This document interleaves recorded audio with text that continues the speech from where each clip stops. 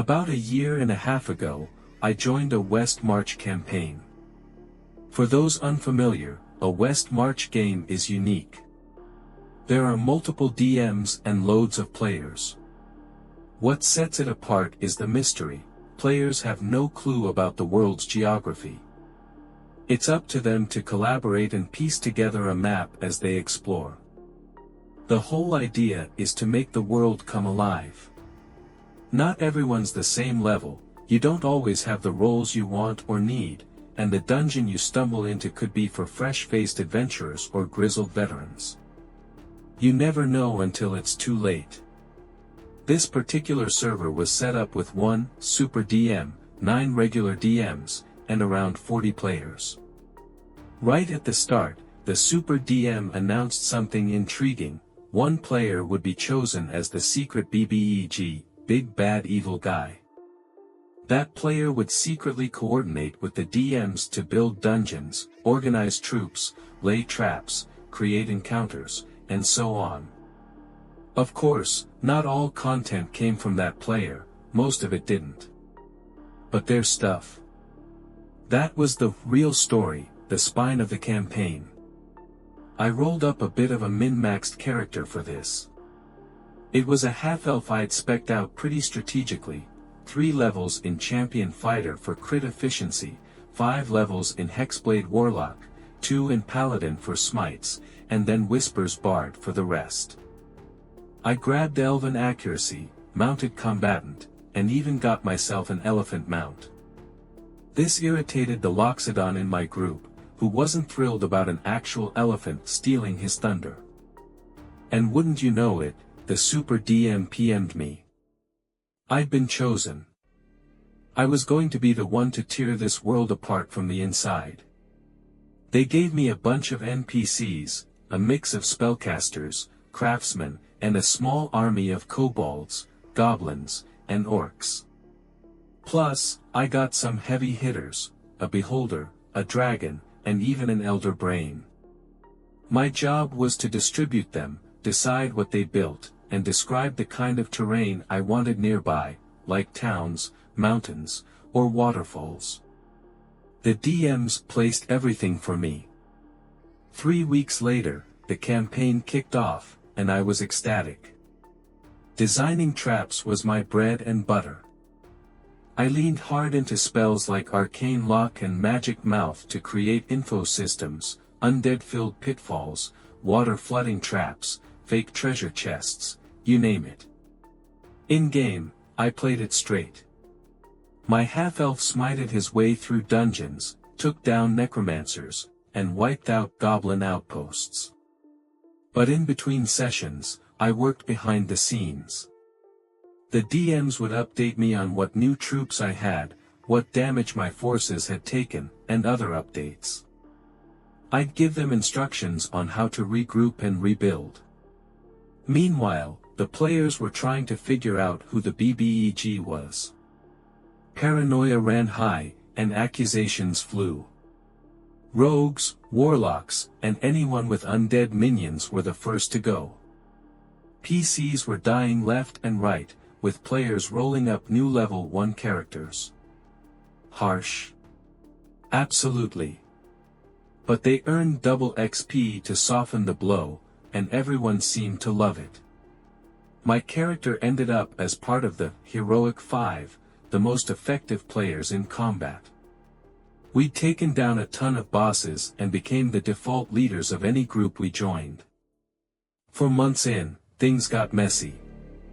One player, a rogue/cleric hybrid, accused me of being the BBEG. They'd been spying on everyone and caught me sending messages to my troops via Crow at night. They even shot one down and read the letter. The rogue waved my note around, and chaos erupted. A PvP fight broke out between me, the rogue, and some others. The rogue didn't survive.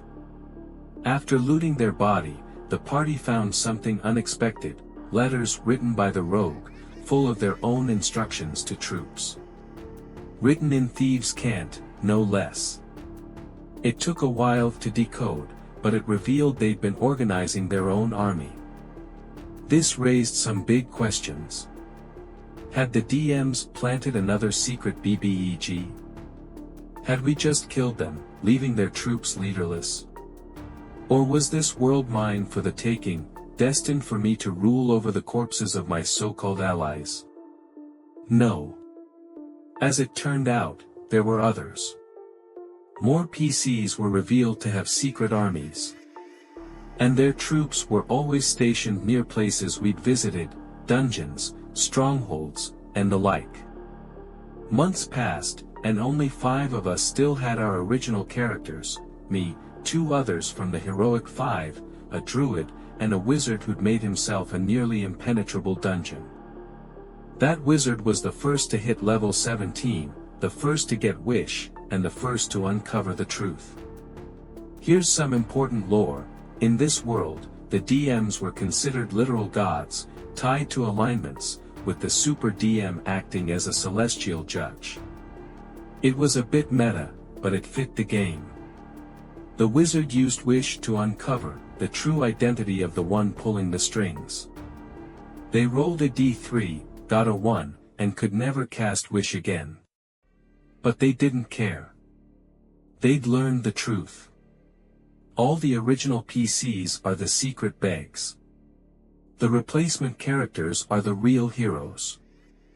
The wizard revealed this to everyone, sparking absolute chaos. The remaining BEGs, me and 2 others, were horrified. But we formed a truce, pooling our resources to create the ultimate dungeon. The final session was legendary. About 20 players showed up. Groups of 5 went through different DMs, and in the end, only 4 reached us, a level 8 rogue, 2 mid-level clerics, and the level 20 wizard. The rogue fell immediately. The clerics buffed the wizard, who cast invulnerability. By the end, the clerics were dead, and I'd been taken out, leaving the wizard to face the last 2 BEGs. The wizard's resourcefulness was unreal.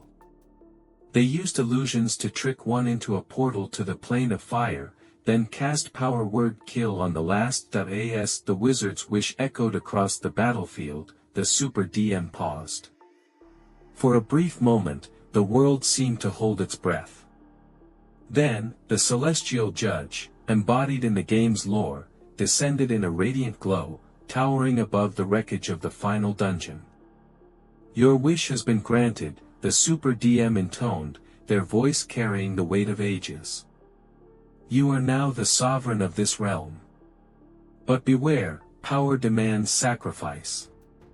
The world shifted under our feet. The battlefield blurred and reformed, bending to the will of the new lord. What had been a ruined tower became a gleaming fortress, the remains of our troops now statues lining the halls. The wizard stood at the pinnacle, their figure crowned in arcane energy, eyes gleaming with unbridled power.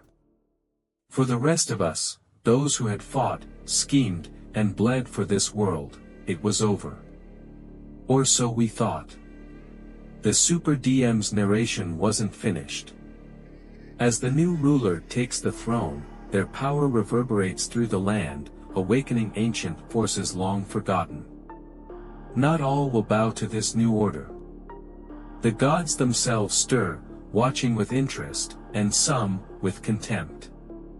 And just like that, the campaign wasn't over. The players who had survived the final battle were told they could continue playing. The stakes, however, had shifted dramatically. The wizard was now both a player and an in-universe overlord. They had control over NPC armies, the authority to reshape the world's laws, and the power to demand loyalty, or crush rebellion. For me and the other fallen BEGs, the Super DM had something else in mind.